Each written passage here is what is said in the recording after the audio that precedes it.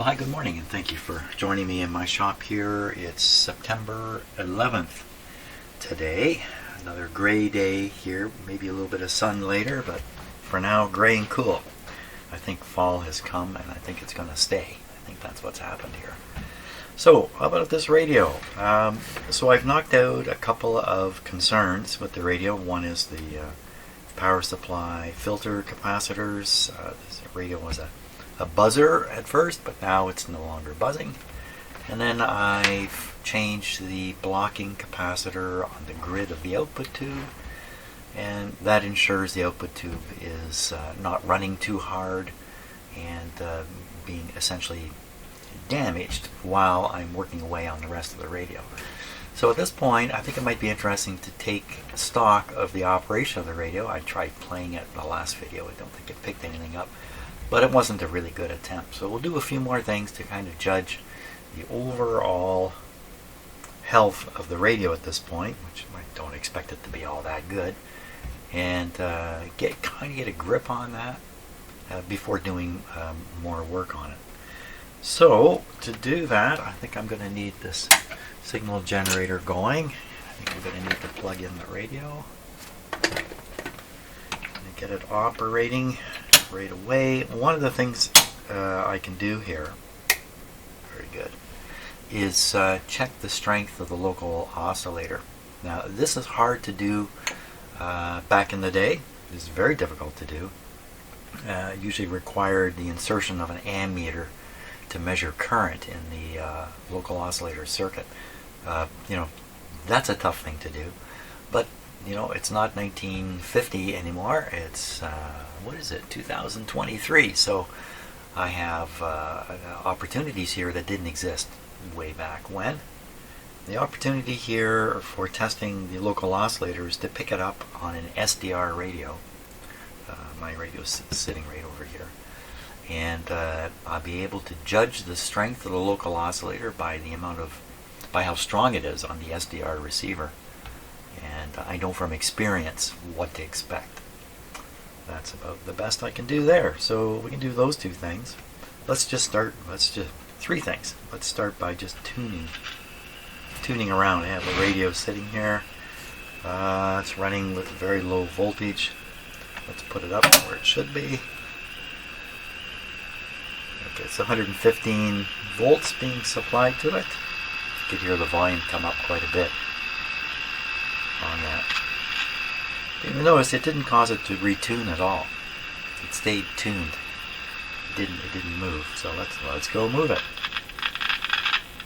Okay, a little bit of crackling there. So in between stations, it's awfully quiet. Just some kind of not sure where would that be coming from.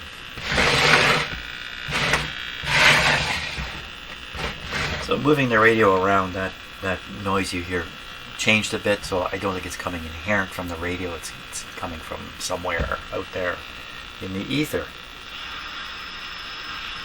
So these are common sounds I hear on these radios in my shop. Interference signals from who knows what. Some dirt in the capacitor, I guess that's. Okay, there's a station right there. Can you hear it?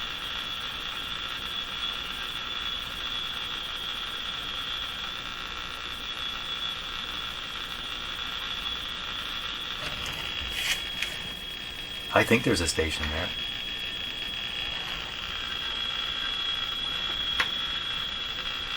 But honestly, sometimes when I'm listening to stuff like this, I hear voices. They really aren't there. I'm sure I hear a voice there. Yeah, there's no doubt.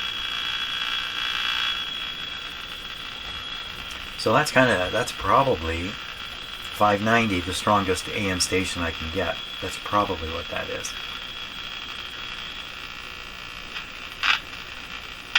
More static.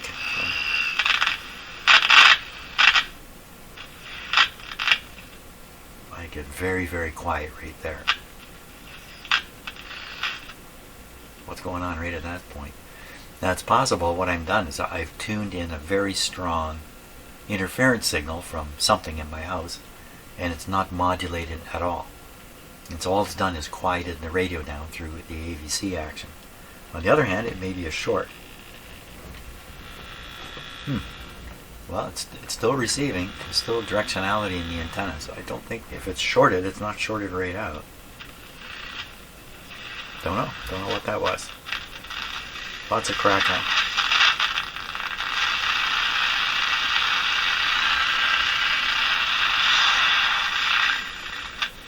And we're really not likely to pick up any more signals up here. There just aren't any available during the day to pick up. Well, let's just do a little bit on the crackle here.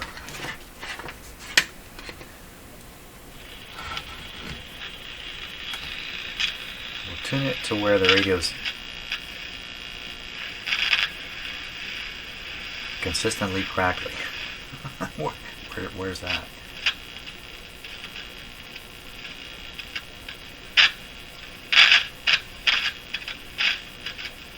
Right in here.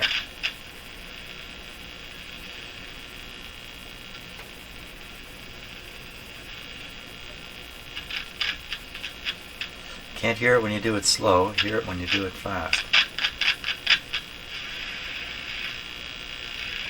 So that could be, not that the plates are in contact, although I can tell you these ones look pinched right here. Let's see what we can do here. Get a stick, put it in a sensitive spot.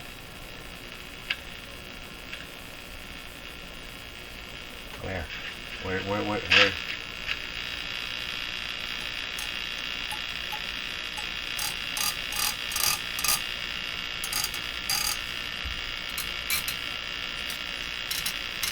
Well, I don't know if it's the plates here.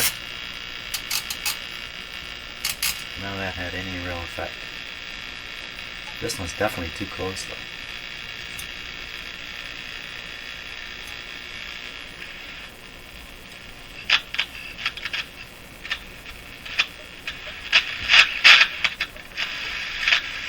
This plate's bent out. This plate's bent out quite a bit. You can probably see it. Out, out, out. Not out. So this has been adjusted in the factory as a probably a final step in tuning.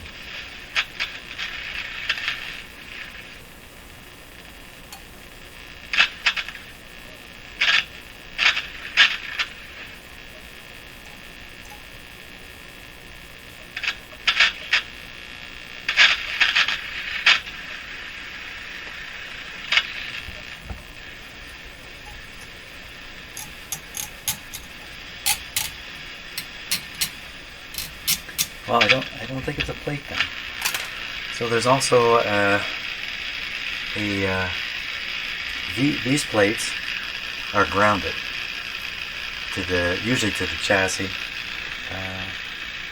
at least to the frame here, and that grounding can become poor because it's a moving contact, it's sliding contact. So I'm going to spray those contact points. And at the same time, spit on it. At the same time, I'm going to lubricate this here ball bearing area. Okay, now there's usually some spring contacts right in this area here.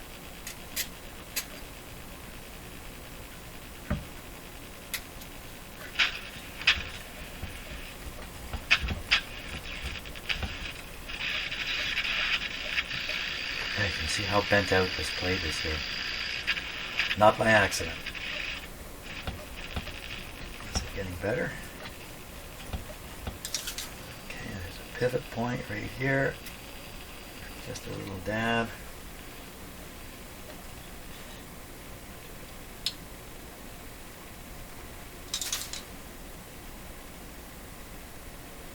Come on, what's with my... There it goes.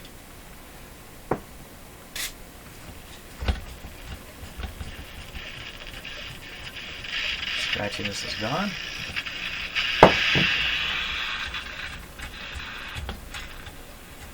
would seem to be that case. The scratchiness has gone. So the WD-40 treatment did it.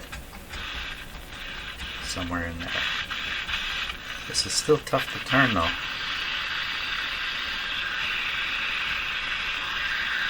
How did I get that on me? I must have got it off the top here. Quickly, piece of paper towel.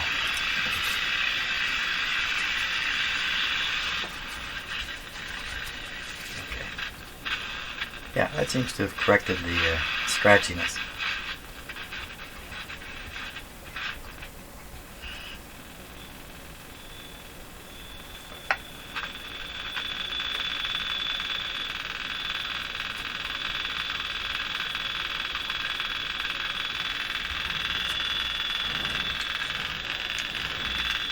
So that alone, this right here, hearing this station, just barely here, gives me a good idea of how well the radio is operating. Not terribly well, but not really terrible. It's in the no terrible zone or something like that. Okay. So checking the local oscillator strength, I don't think it's really necessary. Just did it by picking up a station. If the local oscillator was really weak, we wouldn't hear much on here at all. So I don't think that's a problem offhand. So what would be next? Next would be shut it off before I stick my fingers in something. And I want to stand it up like this.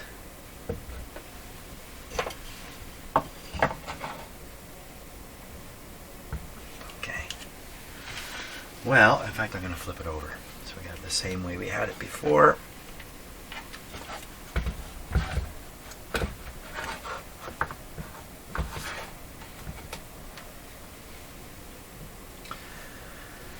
So we have the audio area roughly here and the radio area roughly here. There's a couple of big capacitors left sitting up here. They could be part of the audio circuits, the detector circuit in that area. Or who knows what they are. Why don't we try to find out what these two capacitors are up here. We can start with this one. This one is connected to a very busy pin on this tube. This tube is the output tube here. Why so many things connected there? Okay, and as I suspected, there is no tube pin in there. The tube does not connect to this pin. This is just a connection point, so it has nothing to do with this tube. There is a resistor right here coming off the next pin over, which is definitely a tube pin. The capacitor I installed isn't soldered to it. That would lead me to this resistor, and this resistor could lead me to this capacitor. There's another resistor here. There's two in series with a capacitor hooked up in the middle. That should be easy to spot on a schematic. So we can start with the end of this capacitor on this terminal. Which is the terminal number? The pin number is 1, 2, 3, 4, 5. So it's pin number 5, resistor to resistor and capacitor. Pin number 5. Okay, let's go find it. Okay, let's see what we've got. So here's the 1, 2, 3, 4, 5, the grid pin of the output tube. There's the capacitor I changed. There's the resistor coming off it. Now, the other capacitor is going to be connected to the far end of this resistor. The problem is this resistor is connected to a very busy line, the B- line in the radio. There's all kinds of stuff hooked up to it. So for instance, this was supposed to go from one resistor to another. Well, there's another, but there's another, and there's t'others. There's another one here. So that's not, and all kinds down here, that's not going to clarify exactly what that capacitor is. It could be almost anything. Anything tied to the B- of that kind of size. So here's one here.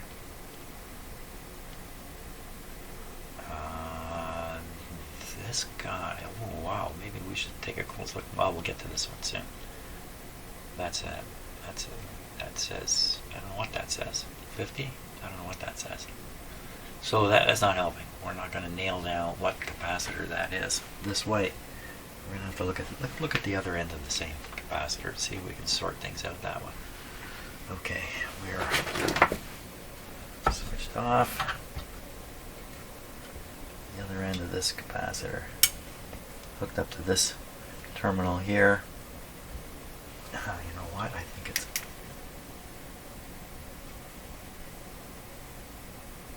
There's a tube half falling out of this radio.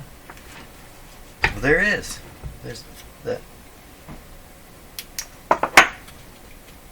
What happened there? Did I not push that in all the way? That's the rectifier tube, so luckily it only has a few pins that have to make contact.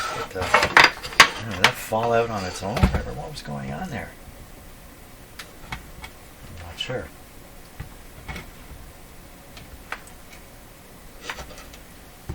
Let me just do this.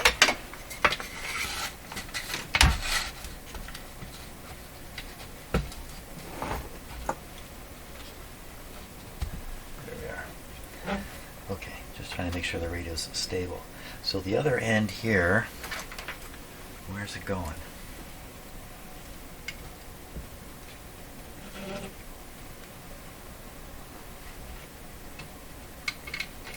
Huh, how easy it is to get fooled.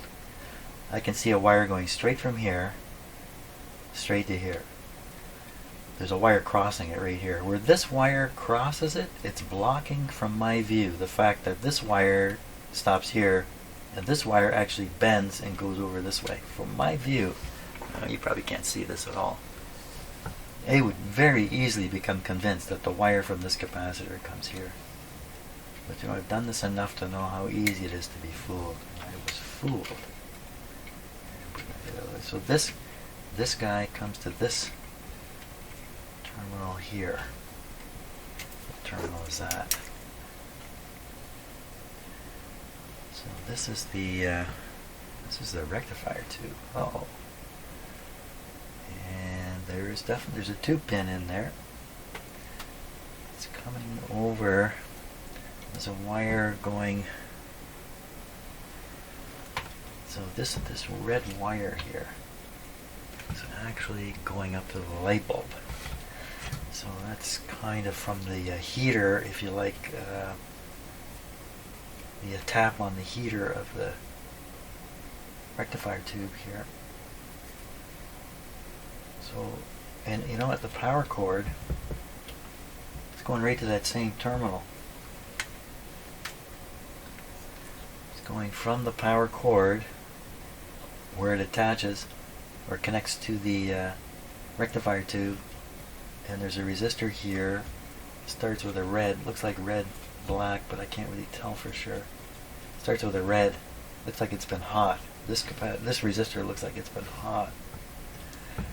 Did I repeat that? So something starts with a 2 right off one of the power lines and this capacitor. So it's between the power line so the capacitor is between the power line and the B minus. That should be easy to find. That should be easy to find, between the power line and B minus. I think I saw it. So wouldn't it be right here, between the power line and the B minus? Okay, that must be it there. It looks like it says 0.02 something. Oh, coffee break time. It's not legible. Is it possible? So whatever. Oh, of course, this wire is going to go. Well, I was going to say this goes all over the place.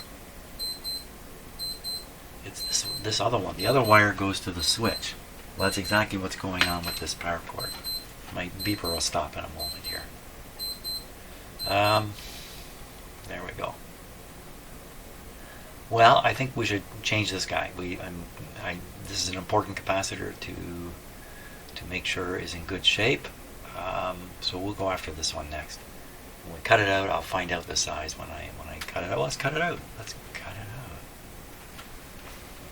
Did I say in the last video that's something my parents said to me all the time? Cut it out. Cut it out. Okay, I'm going to cut it out now.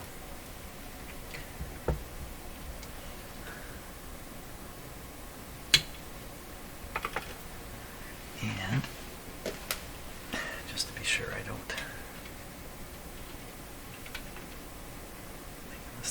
make a mistake or try to reduce the chances of making a mistake here.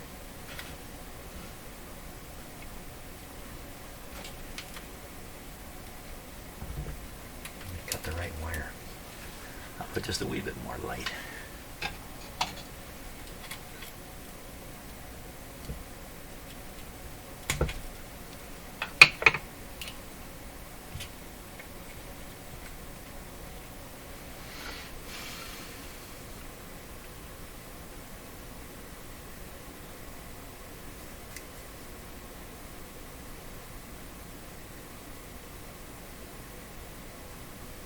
There. Flick a bit of wax right off of the wax. Doesn't usually break off in big sheets like that. Look at that.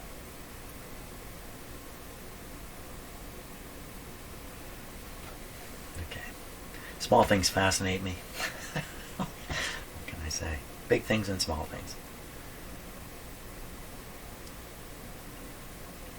I think it says Aerovox up there. I think the writing is read this way. Can't see it. So what we're going to try to do is clean off, scrape off the dark wax here.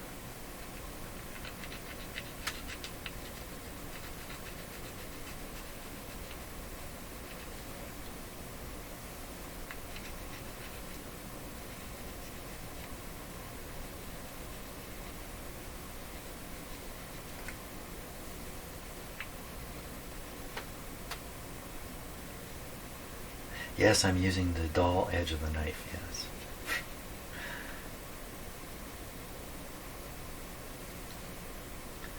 Okay, reading this way, 600 volts. So they are likely to write the value right over here. Don't want to scrape the wax off, but not scrape the paper.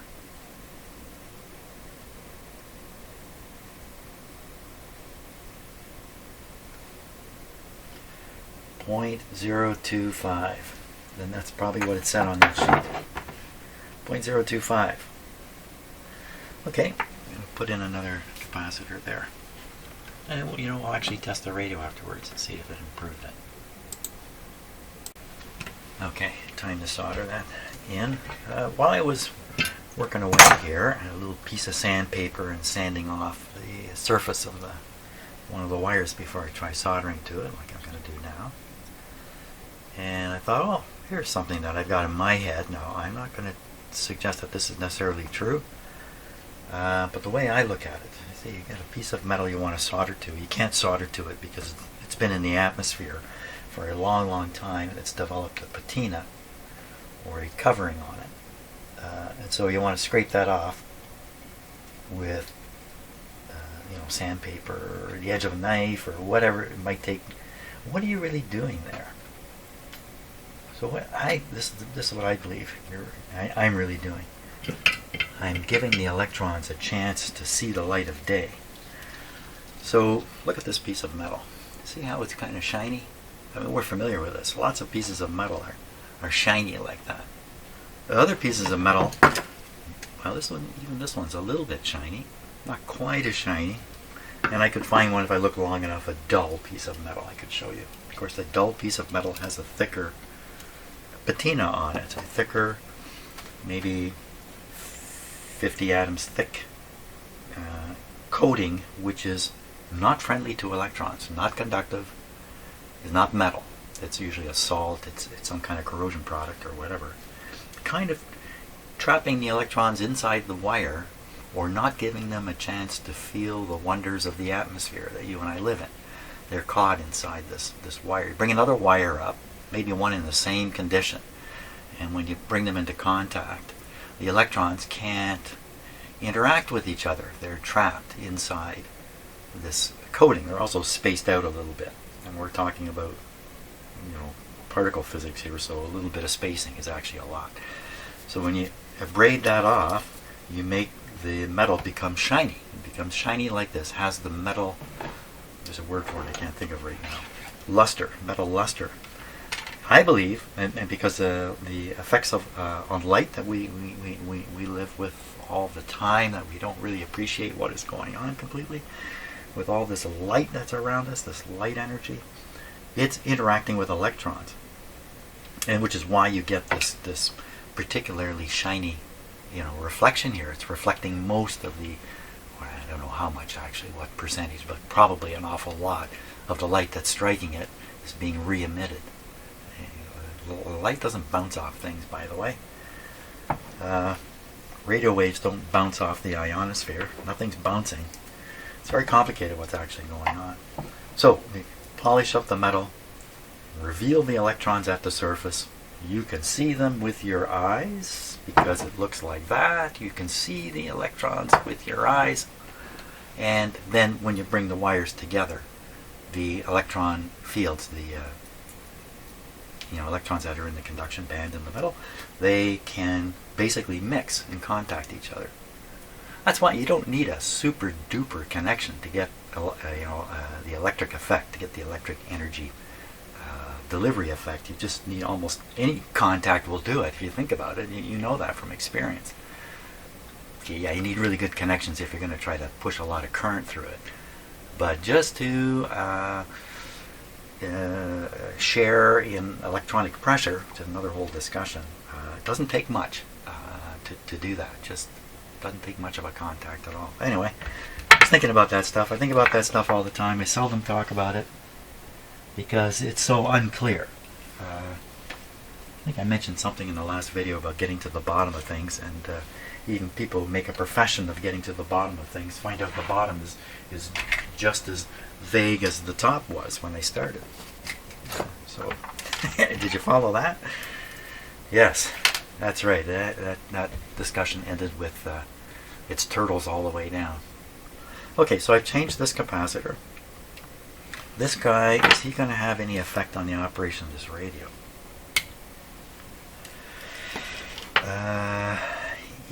It's possible that this connection is assisting the radio with having a ground. If I hate to use the term ground, but I'm going to use it because I don't know what else to say. That's probably why we use that word so much in North America. We don't have other words. Okay, let's try the radio and find out. Now I'm going to be plugging it into an isolation transformer, but we'll try it in a regular outlet at this point too, provided it doesn't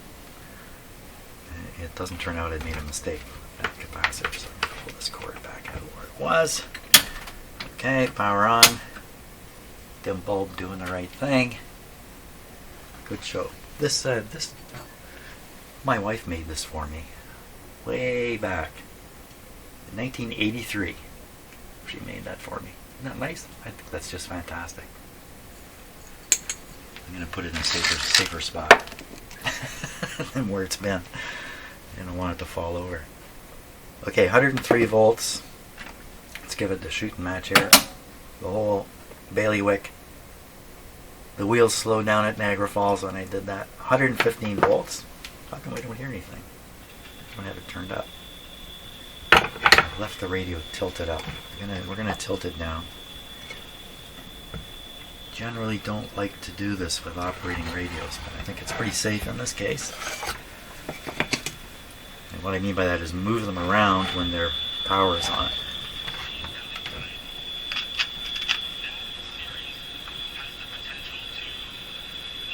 Well, I think that's a little better.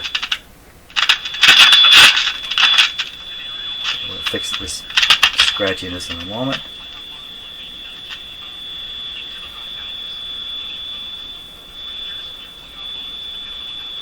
I'd say that's better. Now, my plug here, I think my temporary plug is actually polarized, so I've paid no attention to how I've connected it to the radio. So I'm not going to do the experiment where I plug this into a regular outlet. I'm going to leave it in the isolation transformer, just because there's some question marks floating around. Let's see if we can get something else. Shouldn't get anything in this direction.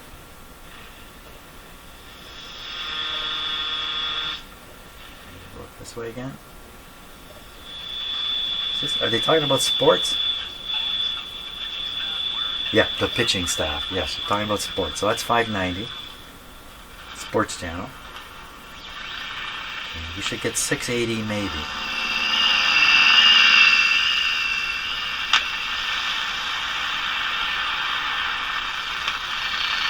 There it is.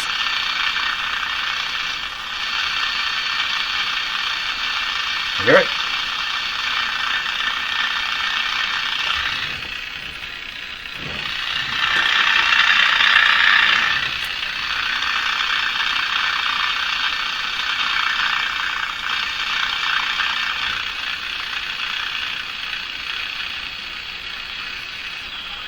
There it is.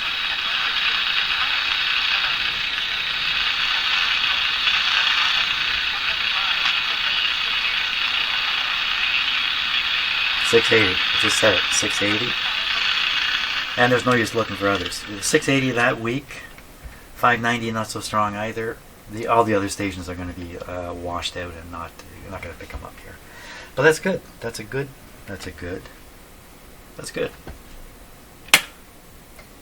What would be next?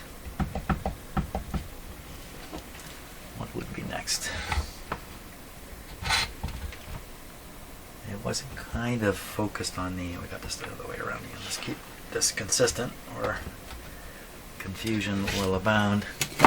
Oops, sorry about that. The sounds are very sharp on these videos, I know that. Okay. Well, there's one tucked right up in here. Turns out this last one really wasn't an audio capacitor, but what about this one? What about that one? Oh, I know what we got to do. We never tested the one he took out. We got to test this guy. The last one, if I remember right, the one yesterday was half open on 50 volts.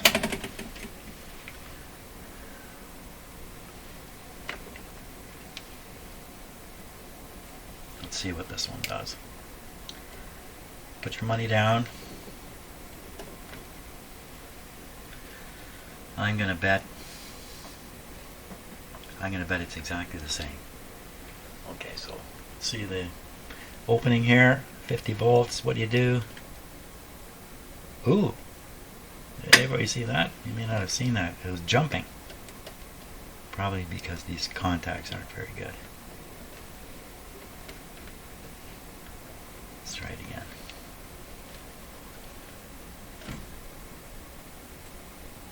So it's not opening at all. In fact, as the capacitors go, this one is bad. This is a bad test, even for an old capacitor. You're bad, buddy. So bad means leaky. Doesn't necessarily mean it can't do its job.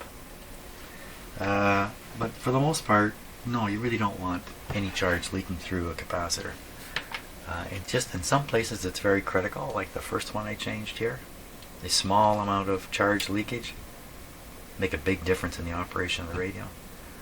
The one I just changed now, probably not offhand, but I don't really know. Okay, so the next thing I want to do is, Jim, turn the power off, pull the plug out. Right. So this capacitor here, I'm going to pull this cord out of the way again.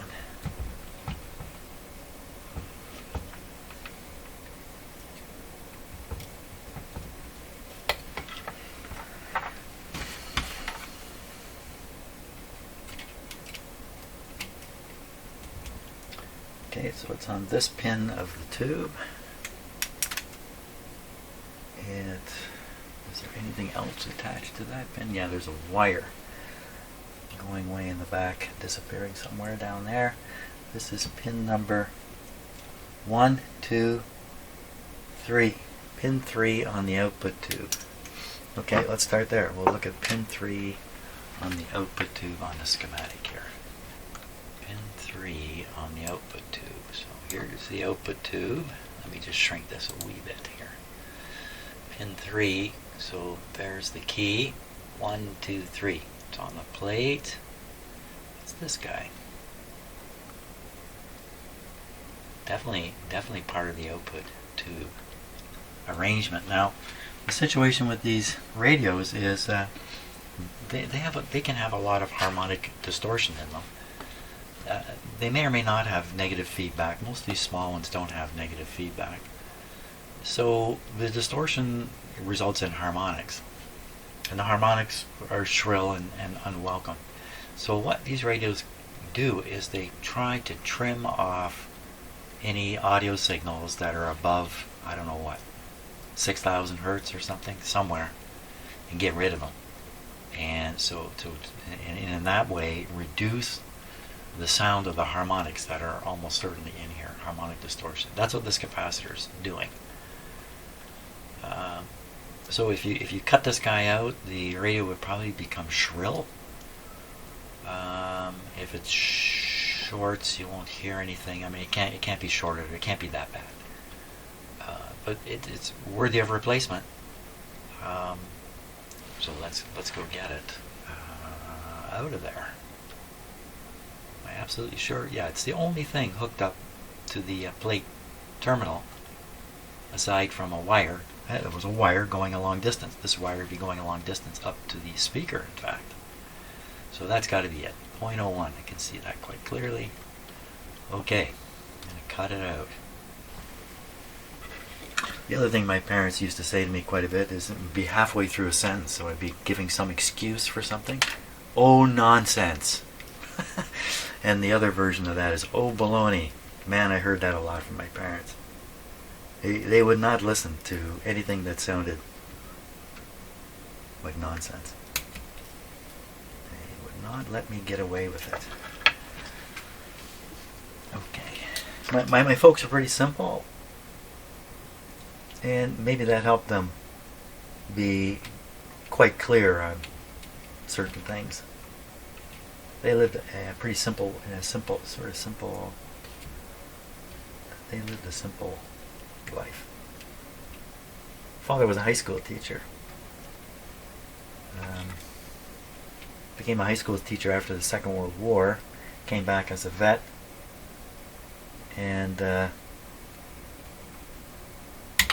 his first job was a carpenter's assistant. And he went back to the Veterans Affairs, or whatever it's called here in Canada. I'm not even sure what it's called. That had been set up after the Second World War to try to keep all the soldiers off the streets, because thousands of men were coming back, and what are they going to do with them? So my dad, a carpenter for a few months, he quit, went back, said, hey, I didn't like that carpentry thing. What else can you do? What else could I do? And they said, well, you're a university, I don't know, was he a university graduate? He may not have been at that time.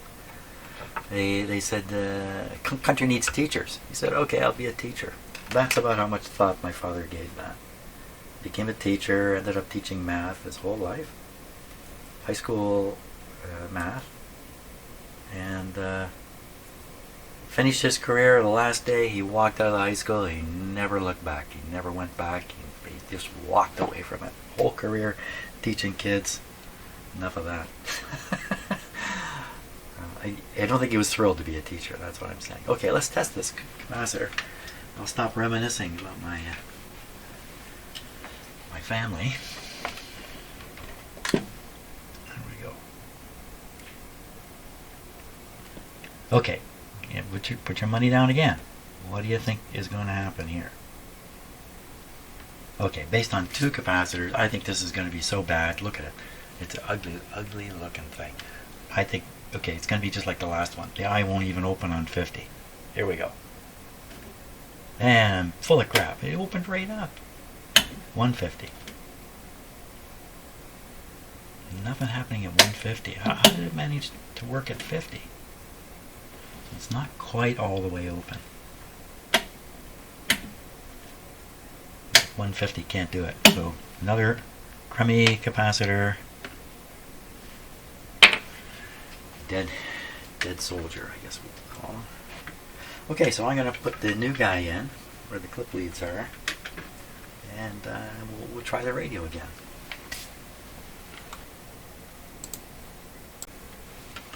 Okay, New capacitors in.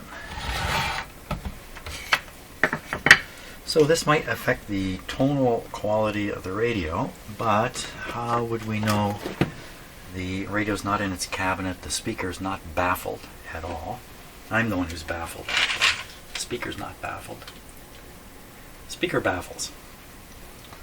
So let me tell you just a little bit about speakers in case you haven't heard this. So if you play a speaker like this, just sitting in the open, just hanging here in the atmosphere, it'll work for sure, but the bass will be greatly reduced.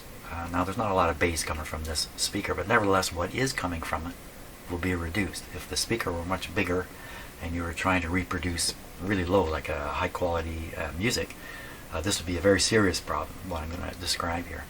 So what can happen is, when the speaker is moving rapidly, it will push out airwaves and we're going to hear it. And the speaker is moving slowly, like the lower tones, of course not as slow as my hand, but slow. 60 cycles, 50 cycles, way down at the bottom. It's pushing slow enough that rather than shove the air forward, the air scoots around the edge of the speaker and gets in behind it. And why does it do that? Think of your oar. You're rowing a boat in the water, and when you pull the oar this way, a big gap doesn't open behind it. Like, assuming the oar is deep in the water, under the surface. You can pull on that oar all you like, and no big gap is going to open unless you're Superman or something. Same thing here. So what's happening is the air's got to get in to prevent the gap. The air is excess air in the front and low pressure in the back. The air leaks around the edge. So you don't want that because it nullifies the bass. So what you do is you baffle it. You baffle it by putting a board on it. Big board. Like, let's say board to infinity. So if you have a board that goes to infinity, no front air can get to the back air, and therefore all the front air will be pushed forward. Okay? Well, you can't afford to have infinitely sized boards on your speakers, so we compromise and make them smaller and smaller. And then we actually bend the board and wrap it around this way and actually come around the back and seal it right up and turn it into a box to keep the inside air from mixing with the outside air and a short circuit occurring with the speaker. That's what speaker baffling is all about. That's what speaker cabinets are all about, because when you bend the baffle around and turn it into a box, you introduce other problems now that need to be dealt with, which I won't go into. But the primary one is understanding why the speaker will sound, for instance, what happens to me here all the time is in my shop I don't hear a hum. But I put the radio back into cabinets, especially the big radios of the big speakers and the big cabinets, I put it back in there and suddenly I can hear the hum. Yeah, so, okay, let's hear this guy hum. No, we don't want to hear this one hum. I could have had this on the whole time. But instead I'm just talk. There we go. Okay, dim bulb doing the right thing, going down. I'm going to give it full power here. And, oh yeah, the light's not going to come on again. I've cut the light out of the circuit.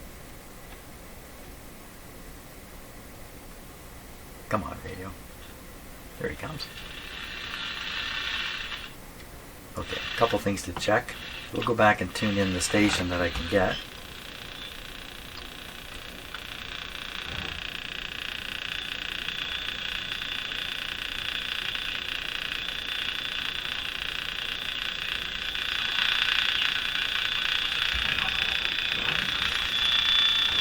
Well, it certainly didn't cause an improvement of any significance.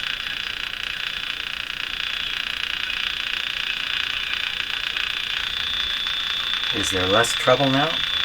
Or more? Okay, that's the last thing. We'll fix this. This is the last thing for today. We're going to fix this. Cut the power off. Tip it up. Okay, we got to tip it up this way.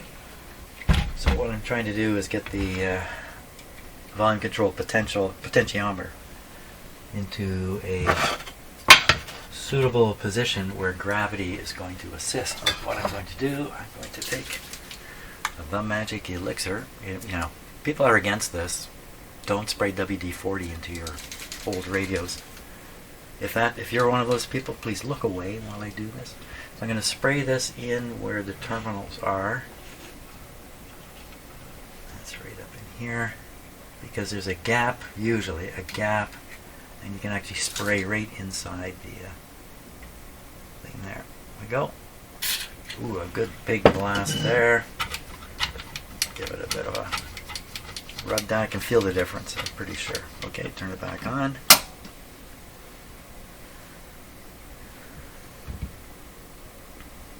So a good portion of what comes out of here is a volatile material. It just evaporates away, and you're left with a thin oil, very thin oil. So you see the crackle is gone. Lovely.